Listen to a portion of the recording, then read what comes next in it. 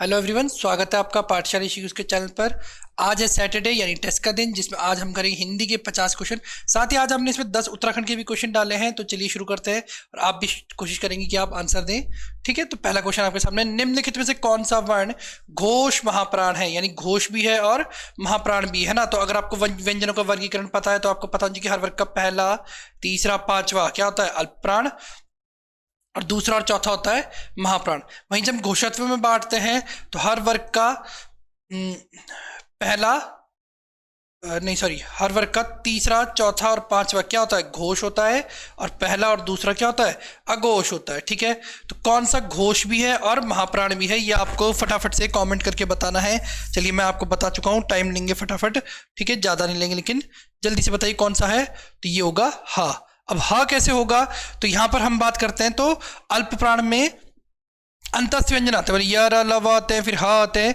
वो जब आप वर्णमाला चैप्टर करेंगे तो करेंगे, अभी ज्यादा हम इस पे डीप नहीं जाएंगे। ठीक है, चलिए दूसरा क्वेश्चन, हिंदी में अनुस्वार किस ध्वनि का सूचक नहीं है?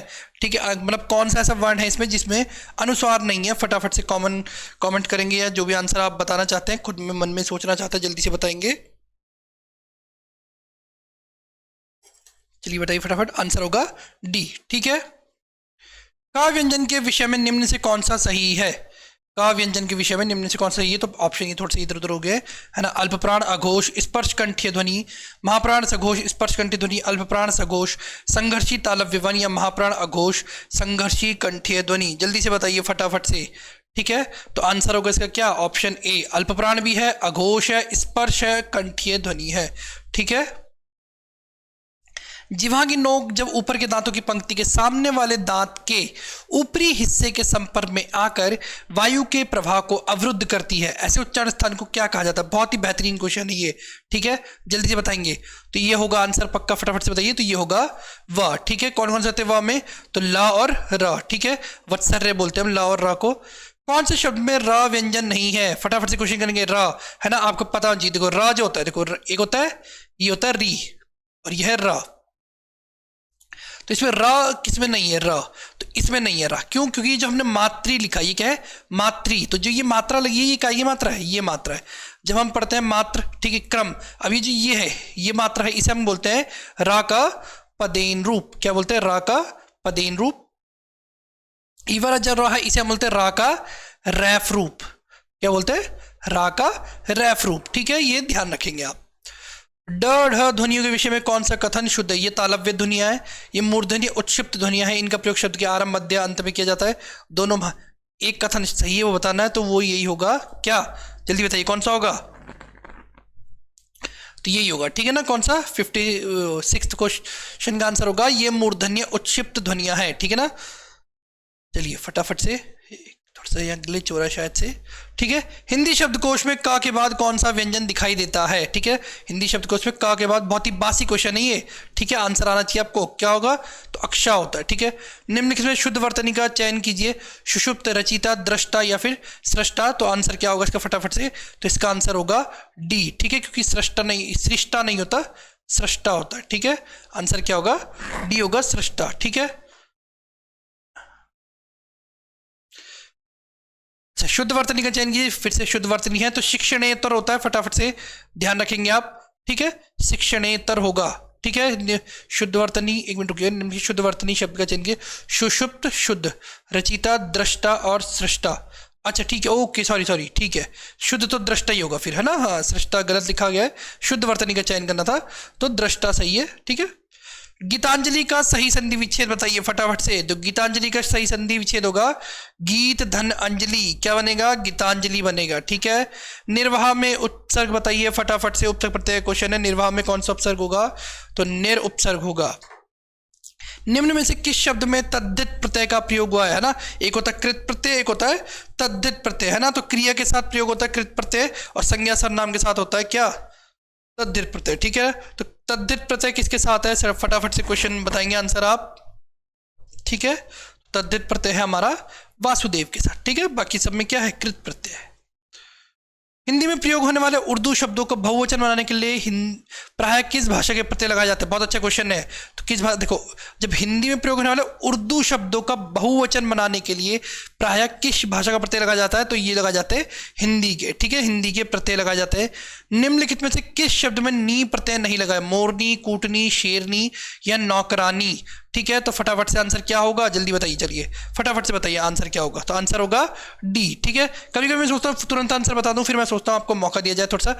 नौकरानी में क्या है? आनी उपसर्ग है, क्या है? आनी, ठीक है ना।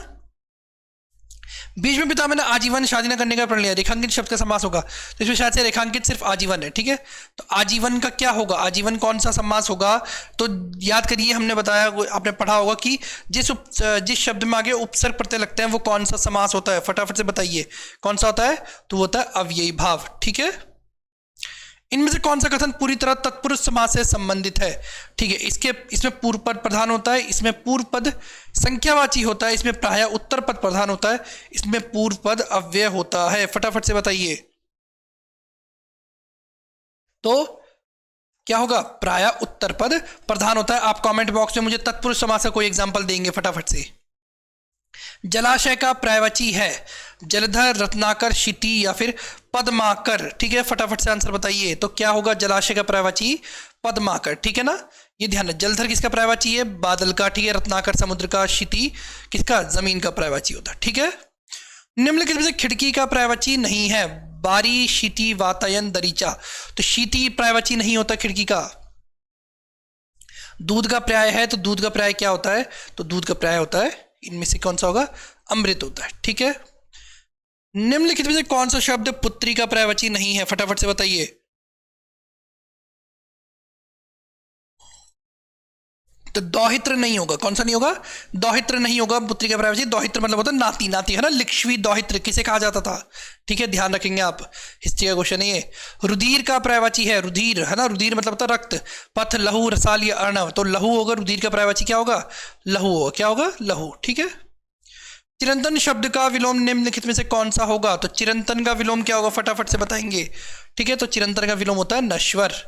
दिए गए विकल्पों से मूर्धनी शब्द के विपरीतार्थक शब्द का चयन किया। तो मूर्धनी यानी मृत्यु से जुड़ा हुआ, तो इसका आंसर होगा जीवंता। यथार्थ का विलोम क्या होगा? देखिए जो ये क्वेश्चन है ये थोड़ा कंफ्यूजिंग है, ठीक है। बहुत सी किताबें यथार्थ का विलोम बताती है कृत्रिम, ठीक है। बहुत सी किताबें यथार्थ का विलोम बताती है आदर्श। हम यूपीएसआई का अगर एक क्वेश्चन उठाए तो उसमें आंसर है आदर्श। और एक अगर हम किताब की बात करें तो आदित्य पब्लिकेशन है एक राज्य, और एक किताब आती है राजपाल सिंह। दोनों किताबें आदर्श बताती है। वहीं एक दूसरी किताब है निधि मैडम की, वो कृत्रिम बताती है। तो आप आंसर आदर्श मानेंगे क्योंकि ज्यादातर जगह आदर्श आंसर मिला है, ठीक है। रथी का विलोम क्या होगा? जल्दी से बताएंगे रथी का विलोम क्या होगा, ठीक है। तो रथी का विलोम होगा रथी मतलब जिसका रथ है, विरथी मतलब जिसका रथ नहीं है, ठीक है। अनुभाव किसे कहते हैं? जिसके हृदय में भाव जागृत हो, जिसके प्रति स्थायी भाव उपजित हो, आश्रय की भाव, शारीरिक चेष्टाओं को और चित्त में उठने वाले मनोविकारों को। जल्दी से बताएंगे, ठीक है ना। क्या होगा आंसर? फटाफट से बताइए। तो क्या होगा? आश्रय की भाव, शारीरिक चेष्टाओं को, ठीक है। इसे क्या बोलेंगे हम? मनोभाव, ठीक है। अगला क्वेश्चन है जिसे भले बुरे का ज्ञान ना हो कि उपयुक्त शब्द है, कौन सा होगा? तो इसका आंसर होगा ऑप्शन ए आपका, अविवेकी, ठीक है। जो अपने स्थान पर स्थिति से अलग ना किया जा सके उसे क्या बोलते हैं ना? अपने स्थानीय स्थिति से अलग ना हो उसे क्या कहेंगे? फटाफट से बताएंगे, ठीक है। तो उसे बोलेंगे हम अच्युत। अटल नहीं बोलेंगे, बहुत से लोगों ने अटल आंसर करा हुआ। अटल मतलब जो अपने स्थान पर अड़ा हुआ हो, जिसे अलग ना किया जा सके उसे क्या बोलेंगे? अच्युत, ठीक है। निम्नलिखित मुहावरे का उपयुक्त अर्थ क्या होगा? कागजी घोड़े दौड़ाना। फटाफट से बताओ। तो कागजी दौड़ाना मतलब बिना मतलब का काम करना। प्रभुता पाही काहू मद नाही, है ना। मतलब जिसको फेमस होने का घमंड किसे नहीं आता, तो शक्ति पाने पर व्यक्ति अभिमानी हो जाता है, ठीक है। ये आंसर होगा इसका, ठीक है। नीचे दिए गए मुहावरे और उनके अर्थ को जोड़ों में से एक जोड़ा गलत है, ठीक है। अपने पैरों पर खड़ा होना, स्वावलंबी होना, आँच ना आने देना, जरा भी कष्ट ना आने देना, आसन डोलना, विचलित ना होना, आसमान टूट पड़ना, गजब का संकट आना। तो कौन सा सही होगा? ठीक है, तो आसन डोलना, विचलित होंगे ना, विचलित क्यों नहीं होंगे, ठीक है। इलायची बांटना मुहावरे का अर्थ क्या होगा? फटाफट से बताओ। बहुत अच्छा मुहावरा इलायची बांटना, ठीक है। तो इलायची बांटना मतलब होता है दावत देना। पहले के जमाने में इलायची या सुपारी बांटकर दावत दी जाती थी, ठीक है। निम्न प्रश्न में एक वाक्य दिया गया है जिसका एक भाग एक रेखांकित, उस भाग का सही अर्थ नीचे चार विकल्प। विपिन को समझाना बेकार है, वहां औंधी खोपड़ी का है, ठीक है। औंधी खोपड़ी का मतलब क्या होता है, ठीक है। फटाफट से बताओ। औंधी खोपड़ी का है तो उसका मतलब क्या होगा? ठीक है, तो औंधी खोपड़ी मतलब निपट मूर्ख, एकदम बेकार आदमी, बेवकूफ आदमी। निम्नलिखित में से कौन सा शब्द तत्सम नहीं है? स्वर्ग, भूमि, नरक या फिर खग। बहुत अच्छा क्वेश्चन है, फटाफट से बताओ। इसमें एक ऐसा शब्द है जो आप सही लिखने के बावजूद भी सही नहीं लिखते हैं, ठीक है ना, जल्दी बताओ कौन सा शब्द तत्सम नहीं है। ठीक है, तो कौन सा नहीं है? नरक, ठीक है, क्योंकि नरक का अगर सही मिले तो नरक होता है, ठीक है, ऐसे ध्यान रखेंगे आप, ठीक है ना। वैसे इसका आंसर भूमि भी हो सकता है ना, तो दोनों का ध्यान रखेंगे आप। निम्नलिखित में से कौन सा शब्द विदेशी स्रोत का है? ठीक है, कौन सा शब्द विदेशी स्रोत का है? तो रोशनदान विदेशी स्रोत का शब्द है। तद्भव शब्द पहचानिए। अचरज, अंगरक्षक, अंधकार या आशा, तो अचरज तद्भव है, ठीक है ना, अचरज का तत्सम होता है आश्चर्य। कौन सा शब्द देशज है? आग, खिड़की, बच्चा या फिर फूल, तो खिड़की देश शब्द है, ठीक है। कौन सा शब्द विदेशज है? रिक्शा, जूता, तेंदुआ या नव, तो विदेश शब्द है रिक्शा। रिक्शा जापानी भाषा का शब्द है।